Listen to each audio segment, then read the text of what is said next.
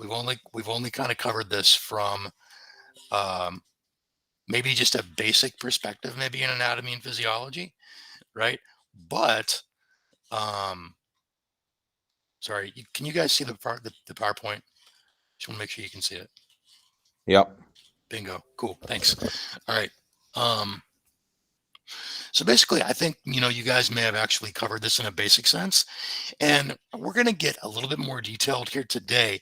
But I do think that this will help, right? Because we need to essentially kind of have an understanding, at least anatomically and physiologically, right, of what we're assessing, right, and at least have a picture in our heads of what the what the anatomy is and what's involved, right, as we're doing an exam. And today we're going to kind of take a big picture view, right, of obviously lobes of the brain, spinal tracts, and disease. We're going to spend a lot of time though talking about spinal tracts because that's something that's not really traditionally covered all that often, right, in athletic training education. And people find it complex, but we're going to try to simplify it a little bit. Okay.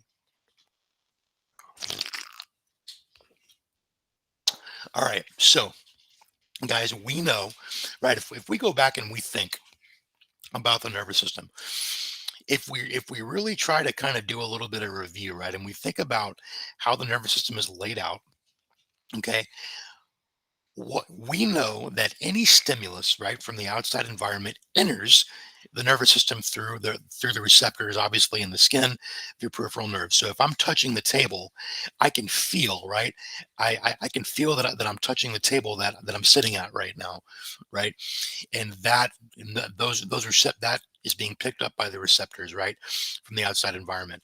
Now, in order to know that I'm touching a table, right, there is a neural pathway that the input from the table has to follow to get to my brain, right, to be interpreted as a sensory stimulus. Okay, so very often, and this is a simplification, right, but the stimulus essentially starts right at in the periphery at the peripheral nerve and terminates and is interpreted in the cerebral cortex, right? So, excuse me. So you guys have maybe even heard of nerves referred to as essentially first order or lower order, right? First order or lower motor neurons, right? Excuse me. Very simply speaking, guys, these are the peripheral nerves. Okay. So in order to avoid confusion, if we think first order neurons and lower motor neurons, we're talking about the peripheral nerves. Okay. And their job, okay, is to send that input from the receptors up the spinal cord to the brain for interpretation. So, um, if we talk about second and third, okay, order neurons, those, okay, begin on the spinal cord and they ascend essentially from the spinal cord into the brain, right? And we're going to see a difference here in just a little bit, uh, in regards to what exactly it is that differentiates a second order neuron from a third order neuron. Okay. And I'll show you examples of that.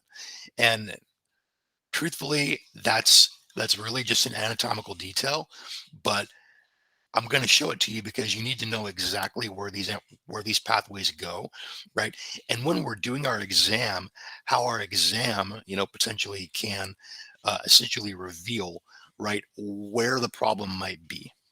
Okay, so um, we know that when a message gets sent right to the brain, we have both an afferent impulse and an efferent impulse.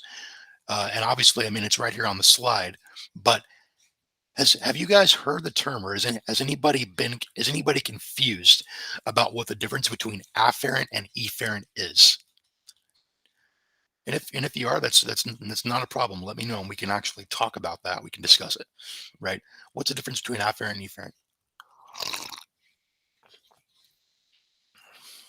Efferent with a E.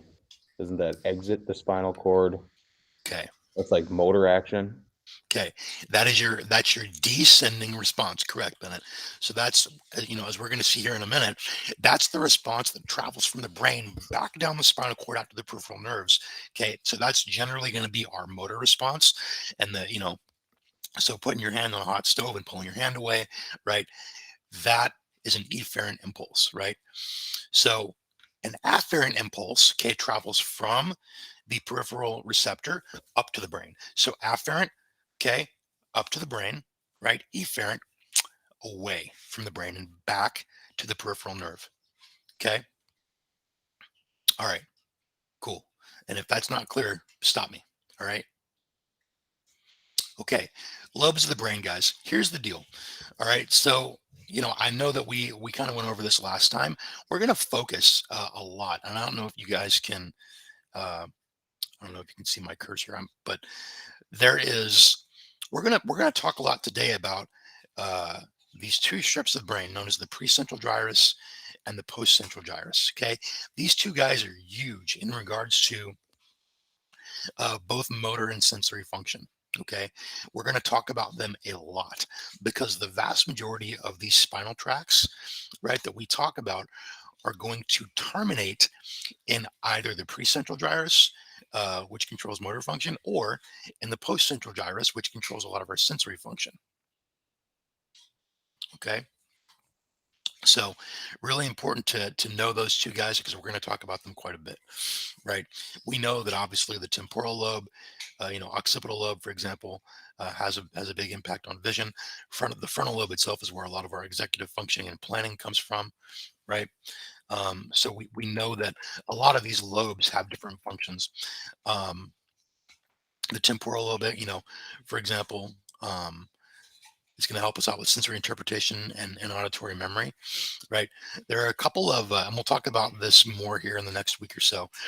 Obviously, within the parietal lobe, there are specific centers in the brain um, that have um, essentially uh, specialized jobs, right? So when we talk about production and comprehension of speech, okay, Broca's and Wernicke's area, okay, and then we have the occipital lobe, which controls vision, as we talked about, and then the cerebellum, okay.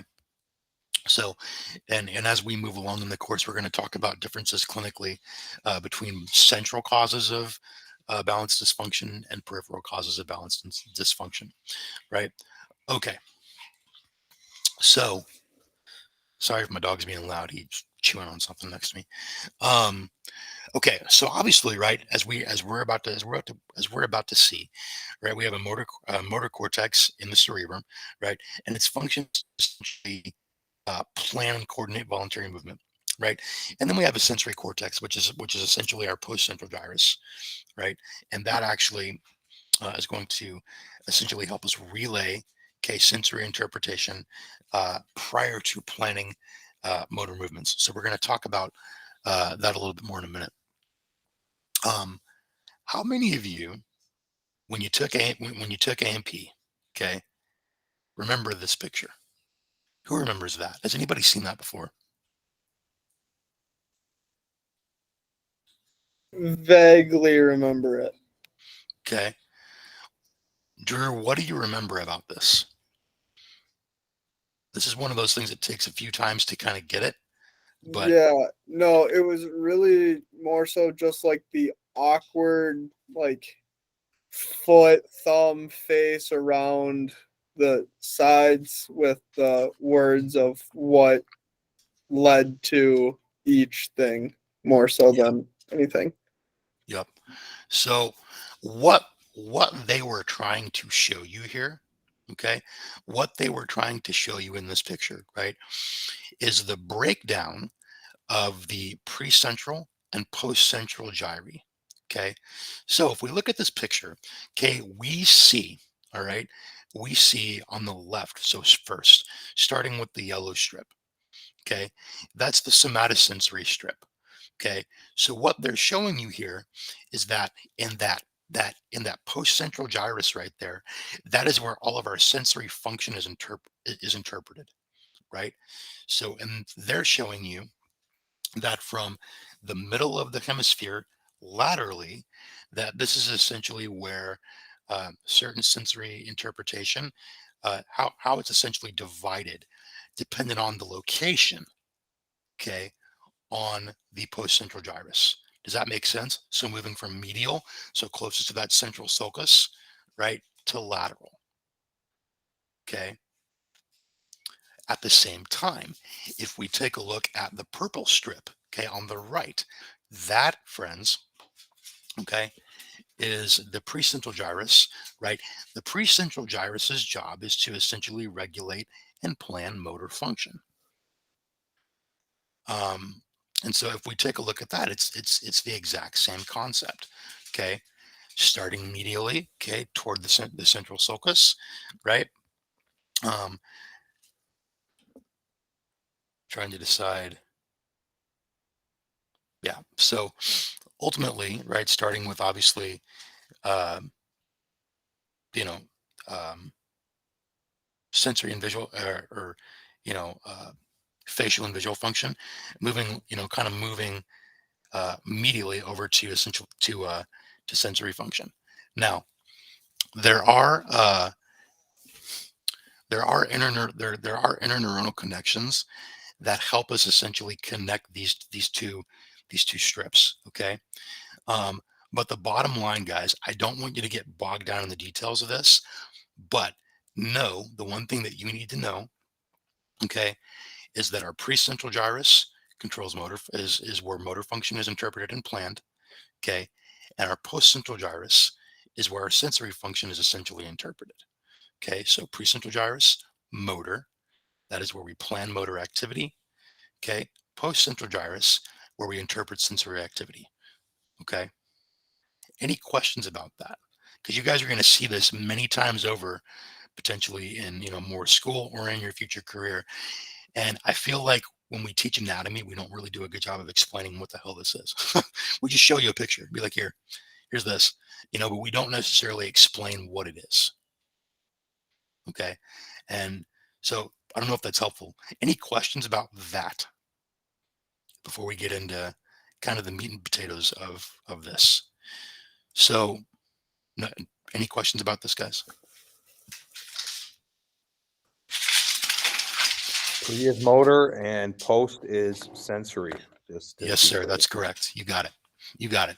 And the one thing, guys, the one thing that we need to keep in mind for this class today is that we need to know that this is where everything we're going to talk about as far as tracks today, right, either terminates here, it terminates at, for example, with our sensory pathways, terminates at the postcentral gyrus, or in the case of the corticospinal tract that we're going to talk about, okay, everything starts at the essentially at the precentral gyrus because it's a descending pathway, but we will talk about that. So we'll break that down. Okay. Yep. But you got it, Bennett. Absolutely correct. Precentral is motor. Postcentral is sensory. Fantastic. For now, that's all you need to know. Precentral motor, postcentral sensory. Nice job, guys. Okay. Here's the deal. All right. Spinal tracts. Okay, these are things that maybe were touched on in anatomy, but there are three tracks that we're going to discuss. Okay, um,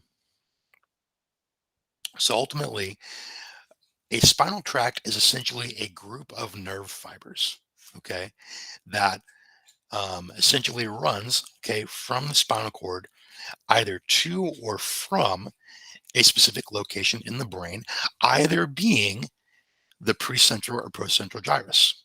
Okay, so to kind of set the table here, okay, the corticospinal tract, right, is responsible for motor input. Okay, period. The corticospinal tract is responsible for transmission of motor input from the brain. Okay, so where do we think, at what part of the brain would the corticospinal tract essentially have its connection? Because we only have two choices that we've just talked about: precentral or Precentral. postcentral. Oh, I'm sorry, Precentral. Bennett, one more time. Precentral.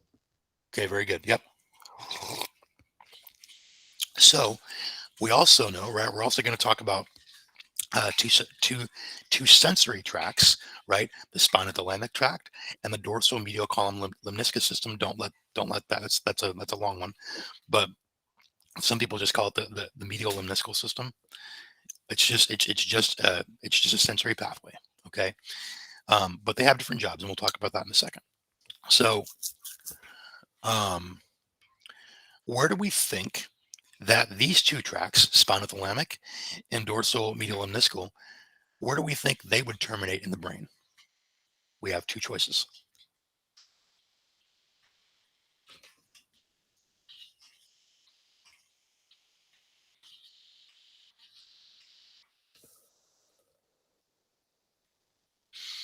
So we know that corticospinal is going to terminate, right, in the precentral gyrus. Where would somatosensory tracts essentially terminate? The post-central gyrus. Okay. All right. So let's see. Sorry, I'm having a hard time seeing. Kaya, Owen, Will, Izzy, Charlie. Do you guys have questions on that, or does this make sense? Or you guys don't know this makes absolutely no sense whatsoever. Yeah, I'm just taking notes. Okay, I just want to make sure. Okay. All right. Okay. Here we go, friends. Let's talk about these tracks. Okay. First one.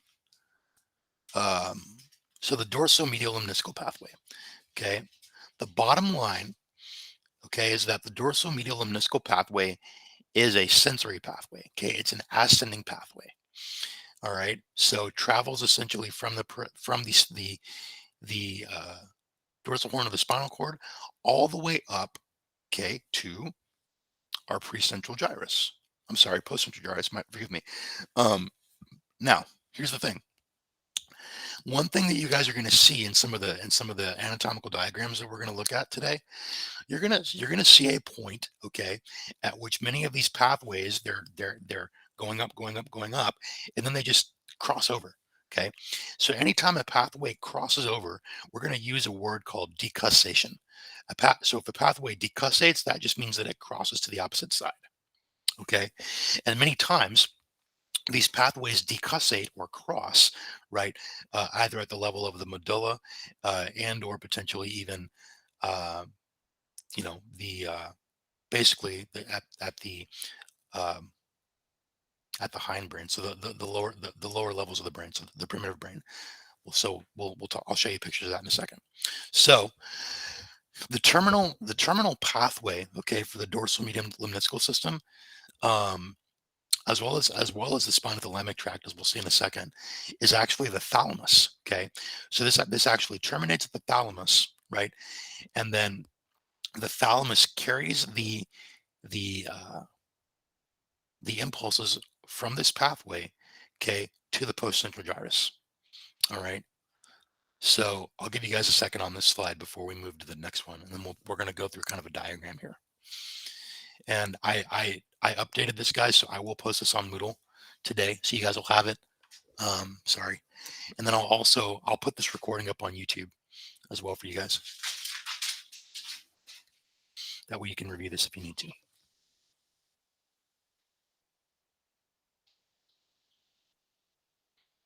Man, it's already almost 11. Time flies when you're having fun. Okay. All right. Here's the deal, friends. Here it is. Okay. Here's the posterior column medial lemniscus pathway, or the medial lemniscus pathway. Okay. Now, what is the point of this pathway? What does it do? The bottom line, and I'm sorry, I'm going to go back for a second. Well, I should have said that, but I'll add it. Okay. So the bottom line, guys, this is the pathway that's responsible, okay, for our proprioception. Okay, so this is essentially the sensory pathway that's responsible for us knowing where we are in space. Okay, so if we look at how this works, you're going to notice, if you look at these pictures, you're going to notice two arrows pointing upwards. Okay, what that's meant to tell us is that this is an ascending pathway. Okay, so obviously, okay, we have our first order neuron here, right? Our peripheral nerve going to come in to the spinal cord. Okay, now we're going to descend obviously all the way, okay, to the medulla of the brain, and then ultimately it will the medial lemniscal column will actually will actually decussate or cross over to the other side, right, and ascend, okay, right at the at the medulla, and then it obviously terminates in the thalamus here. So you can see the red line coming all the way up, terminating in the thalamus. Okay. And then the fibers of the thalamus, the green line here, carrying that impulse, okay, that proprioceptive information from the thalamus up to, okay, the postcentral gyrus here. Here it is. Okay. So sensory information gets transmitted, right, through the ventral horn, comes up, right, decussates at the medulla, okay, of the brain, up to the thalamus, and the thalamus carries the impulse all the way to the postcentral gyrus. Okay, so when we think about posterior column medial meniscus pathway, we think about proprioceptive information. Okay, now here's let's talk about an example for a second of this pathway. Let's say that someone has had, maybe they've had an ankle sprain, maybe they've had, maybe they've had a concussion, right? And they are actually struggling quite a bit um, with balance. Okay, this is actually one of the pathways that we attempt to essentially retrain. Okay, through our rehabilitation processes, right? So let's say that we're working with someone on balance balance training after an ankle sprain, right? And essentially, doing tasks with them that are going to help with proprioceptive activity. Okay, this is the pathway that we're using. Okay, this is the pathway that we use um, when that's essentially being utilized and targeted during those types of activities. Okay, does that make sense, I got one question. sir? On this slide, it says posterior column, and Yeah. maybe I just missed it. On the last one, did it say dorsal? Is there a difference between those two? I know, like, Oh, so ultimately, no, dorsal and that's a great same thing, question. right? Sorry. Yeah, Yeah, it's the same thing. It's yeah. the same So, anatomical direction, right? my bad. So no, I'm glad you asked that. Length That's a great there. question. Yeah. Thank you for clarifying that. Um, yeah. Okay. So bottom line, when you think about this pathway, you think proprioception. Okay. And know that dorsal and posterior, okay, same thing. All right. Same thing. Okay. So ultimately, if we think back to, like, obviously, okay, the wrist itself, we know this is anatomical position. This is the dorsal wrist. We'd also refer to this as posterior though, right? In anatomical position. So yes. Okay. Spinothalamic tract. This is the second of two of the sensory tracts. Okay. So the spinothalamic tract essentially carries sensory information that essentially relates to touch, pressure, and pain. Okay. Now, um, this also obviously originates from the dorsal root ganglion of the spinal cord.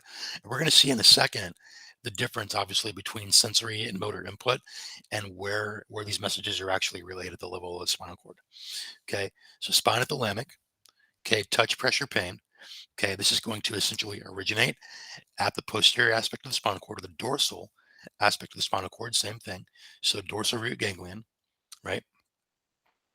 Now, the spinothalamic tract, okay, it's going to essentially cross over uh, at a lower level, actually, at the spinal cord this time, okay, at the level of the dorsal root ganglion, right? And it's going to essentially terminate in the thalamus, just like the medial lemniscal pathway did, right? And the thalamus will carry the sensory input to the postcentral gyrus. Okay. All right. So I'll give you guys a minute on this one. I know you're probably still writing.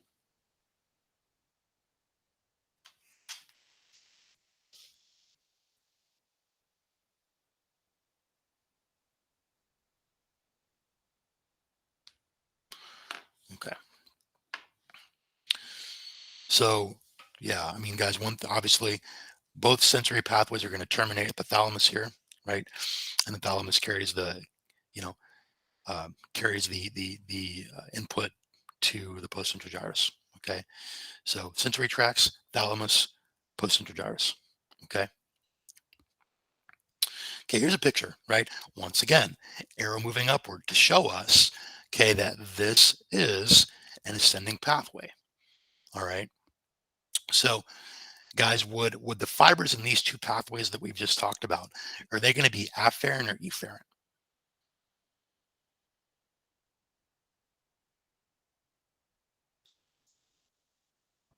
Afferent. Afferent. Good. Okay.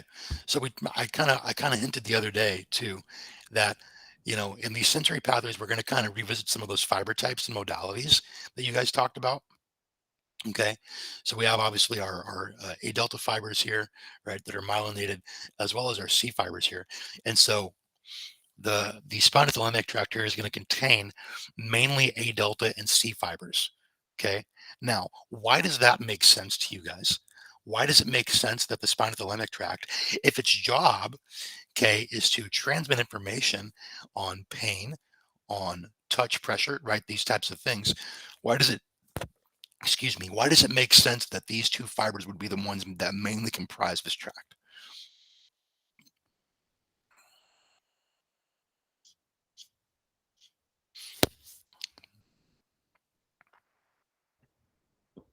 Well, like you said, it's bringing it's sending a message of pain, and that's, I don't know, that's what C fibers do, isn't it? That's a C fiber. That's what they do, Yeah. right? Absolutely. Okay.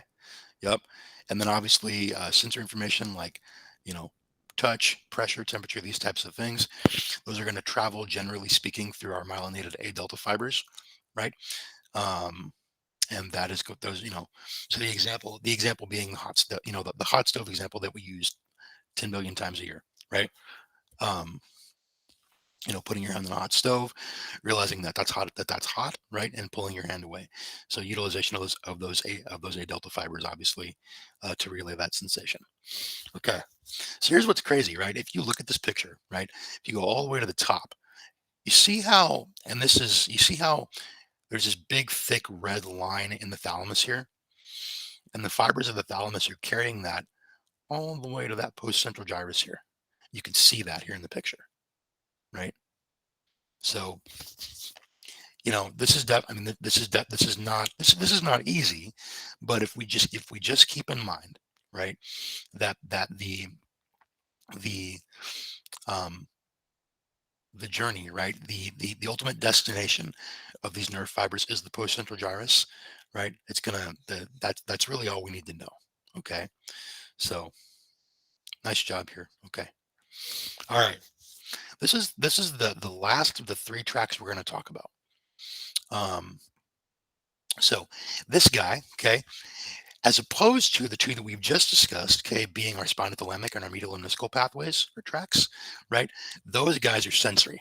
Okay, this guy, the corticospinal tract, is motor. All right. So there's another name for the corticospinal tract called the pyramidal tract, right? It's the same thing. All right. And this, friends, is a descending spinal tract. Okay. Now, if this is a descending tract, where do you think this tract originates? If it's descending, where would it originate?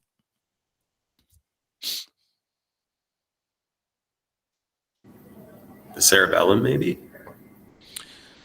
Okay, maybe cerebellum, but remember we said earlier that we have two choices in regards to where our information can go. So sensor information is generally going to be what gyri will, post-central or pre-central. Post-central? Bingo. So by process of elimination, our motor information is going to be planned, right, and sent from which Pre-central. gyrus will? Pre-central. Okay, here's the key difference. This is a descending pathway, meaning that it begins in the precentral gyrus. Okay, it starts there. So this is a descending pathway. Okay, why would it make sense that a motor pathway would be descending? Does it make sense that a motor pathway is descending here?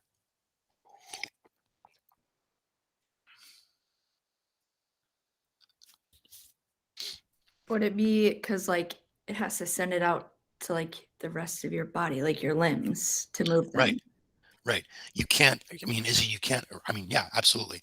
You can't execute a movement, like an intentional movement that you want to do, right, without actually planning it first, right? Without actually relaying some sort of information, right, to the periphery, to the, uh, to your musculature, right, and joints about how you're going to respond to a stimulus, right?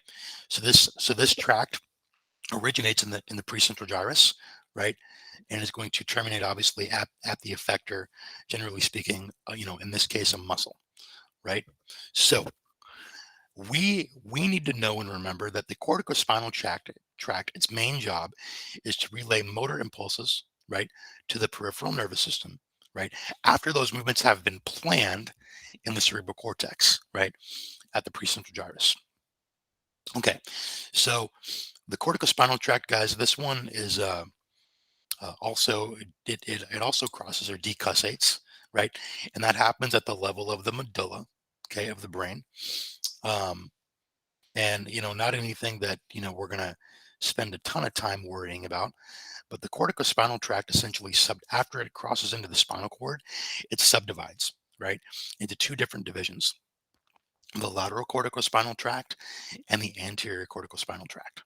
Okay. um I'll give you guys a second before I move on to the next slide, because I'm assuming you're probably writing still.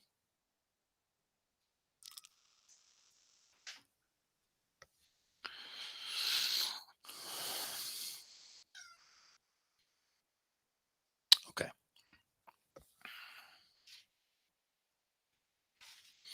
All right, friends, here it is. Okay, so we can see here's that precentral gyrus, or that, yeah, right here. Okay, we can see those nerve fibers obviously here. Okay, descending, right, through the brain, obviously. But once we reach the level of the medulla, right, we're going to split off and decussate. Okay, the lateral corticospinal tract, and then the anterior spinal cortical tract. Okay, so bottom line is we know that corticospinal is motor. It's a descending pathway. All right, that runs obviously from the cerebral cortex at the precentral gyrus all the way down, right, to the peripheral nerve. Now, I want to point something out to you guys, okay, that's super important. And this picture is actually really useful, because we're going to talk about, okay, we're going to talk about in a little bit more detail, uh, as we continue to move through and continue to dissect and practice our neuro exam, right? The difference between an upper motor neuron lesion and a lower motor neuron lesion. And this picture does an excellent job of kind of making the distinction, right, between an upper motor neuron and a lower motor neuron. So you can see down here at the very bottom, there's these little blue lines, right? And what that's meant to show us, these are actually peripheral nerves. Okay. So if we're talking about a lower motor neuron lesion, right? Um, excuse me, we're generally talking about something, or a pathology that is affecting um, essentially a peripheral nerve, right? So a lower motor neuron, right? Now, okay, obviously, once we get into the level of the spinal cord, right, we're talking about upper motor neurons. So this is essentially from the spinal cord up is upper motor neurons. So we're going to see um, that there are obviously situations like we saw with me yesterday, right? People that have upper motor neuron lesions are going to have different clinical presentations that potentially altered. Uh, that's not the right word to use. They're going to have different clinical presentations, um, and essentially different clinical features as a part of their exam, like clonus, right? Sometimes bilateral symptoms, those types of things. Okay. Now, one thing to also keep in mind, guys, is that these tracks exist, but they also exist bilaterally, right? So if I have one, okay, on the right, I've got one on the left as well. Okay, so these tracks exist bilaterally. Now, one thing that, and this is really a detail, okay, but it's going to help us, right, kind of basically determine, right, um, you know, whether or not someone essentially has, right, a central or a peripheral type of presentation or pathology. All right. So when we talk about, here we go. Obviously, like we just said, when we talk about these lesions, right? Um, so if we have a lesion essentially in a higher order neuron, right, there can be times where we have symptoms on the opposite side of the body, but that's only if, okay, only if it's above the level of decussation, meaning it's essentially above the area where the tract essentially crosses the spinal cord, right, to the opposite side. Um, that's a detail that will continue to work out as we learn the neuro exam. Okay, but like we said, okay, an upper motor neuron lesion, we know that that's going to cover, a lesion to the neural tissue from the spinal cord up to the level of the brain. Okay. Um, Additionally, right, if we talk about a lower motor neuron lesion, we are going to essentially um, have essentially an injury to the peripheral nerve, right? So basically, from the neuron cell body, the neuron cell body and the spinal nerve, or at the spinal cord, okay, which is essentially the place where the uh, nerve essentially, you know, plugs into the spinal cord, basically, right? So anything from that location inferiorly is a lower motor neuron lesion. Okay. Now, here's the thing. Okay, and this is where we're gonna kind of start and talk about different clinical presentations. Okay, so radiculopathy. Okay, radiculopathy is, generally speaking, a lower motor neuron lesion, right? This is something that affects a peripheral nerve root. So radiculo is we talk about medical terminology, right? That's essentially the rooting combining valve for nerve root, right? So this is pathology affecting a nerve root, right? And we'll talk about this more when we talk about how it is, mechanisms for neural injury. Okay, that could be it's either traumatic, okay, compressive, um, insidious, or iatrogenic, meaning that due to either a traumatic event or there's something essentially touching the nerve, which causes the nerve to deform and compress, which causes neurological symptoms, right? Like we talked about in Tech 2, these can be due to insidious causes like viral illnesses, these types of things, um, and or iatrogenic, meaning that they're caused by a healthcare provider. Okay, meaning that during some sort of thing that we were doing to the patient, whether it's a treatment and or even surgery, injections, we're the ones that cause the problem. Okay, so radiculopathy. One thing to know about it. Okay, these are generally unilateral presentations. Okay, this is a peripheral pathology, meaning that peripheral pathologies, okay, to essentially utilize this rule, generally are going to present on one side. Okay, there's something else that we're going to talk about in addition to upper motor neuron lesions, and that's myelopathy. Okay, myelo is the root word for spinal cord. Pathy means disease. So this is a pathology affecting the spinal cord. Okay, so a key example that we'll see, right? Someone might have a really, really, really big disc herniation that is essentially touching their spinal cord. That's essentially touching or compressing the center of the spinal cord. Now, if that's the case, someone that has a really big centrally located disc herniation can have symptoms into both arms, both legs, right? And we call that, and they can develop what's called myelopathy. Myelopathy is a central pathology, right? And central pathologies, myelopathies usually present, bilaterally. Okay, so I'm going to stop and I'm going to ask a question. We have only a few minutes left.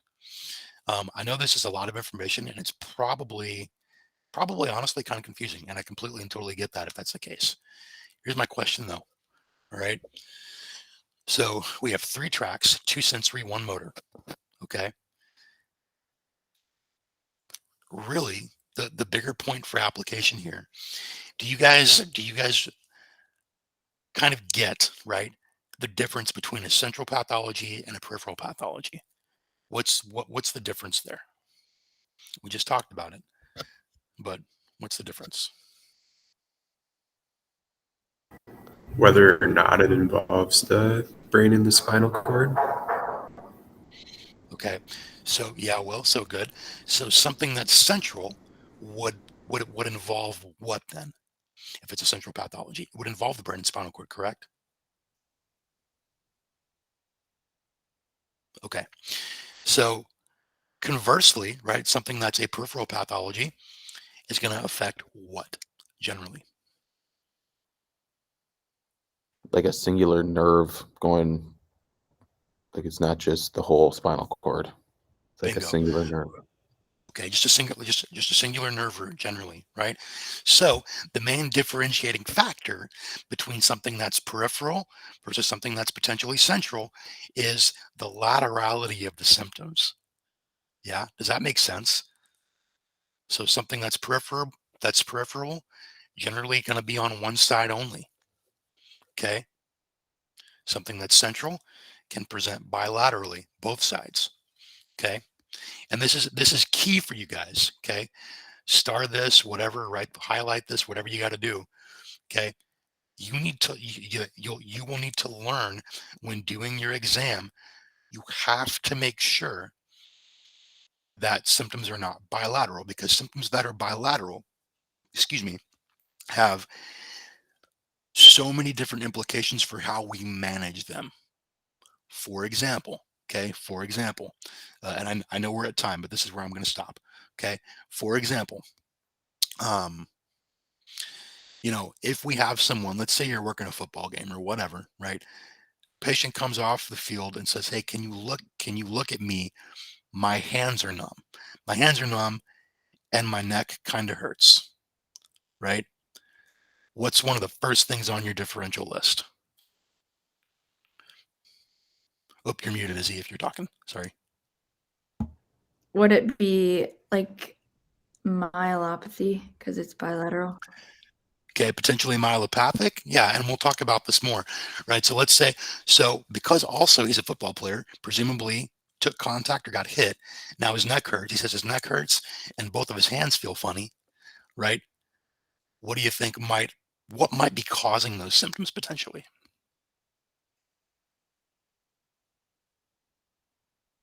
I know that's kind of a nondescript question, but when we have those types of presentations, first thing that pops into the head that we need to rule out: does this kid have potentially C-spine involvement? Does he have a C-spine fracture? Right? Does he have some sort of potentially serious neck injury that we need to rule out? And we'll learn how to do that, right? Um, as opposed to something that's unilateral, right? Could just be a simple brachial plexipathy or a simple stinger, right? As opposed to potentially something involving the spinal cord and or, right, that would be bilateral presentation, right, versus maybe like a cervical spine injury that can cause bilateral symptoms because of pressure on the spinal cord. Am I making sense, or am I just confounding the issue? I think it made sense. Okay, cool. All right, so this is where we're going to stop today. I will post this lecture on YouTube, and I will also put these updated slides up on Moodle. I had to change some things for this year, so but yeah, okay, so I'll get that all put up, and and nothing due this week. I will see you guys on Monday. If you have any questions, let me know, friends. All right, See you Monday. Thank you, thanks, Ed. guys. Take it easy. Bye, Wade. Bye.